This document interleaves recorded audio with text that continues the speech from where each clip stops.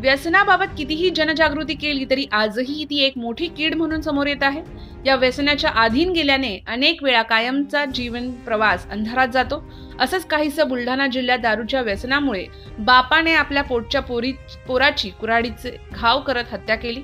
जळगाव जामोद तालुक्यातील आसलगाव येथे काल सकाळी धक्कादायक घटना उघडकीस आली।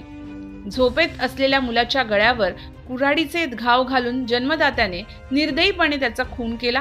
या प्रकरणी संशयित आरोपी प्रल्हाद रायपुरे वय 65 याला अटक केली आहे। या घटनेमुळे आसलगाव येथे खळबळ उडाली आहे। पोलिसांनी दिलेल्या माहितीनुसार आसलगाव येथील शिवाजी रायपुरे वय 33 याने स्वतःला जखमी करून घेतल्याने तो मृत झाला आहे असं भासविण्यात आले, परंतु या घटनेचं कारण अनाकलनीय वाटल्याने पोलीस ठाणेदार आनंद महाजन यांनी घटनास्थळीची पाहणी केली।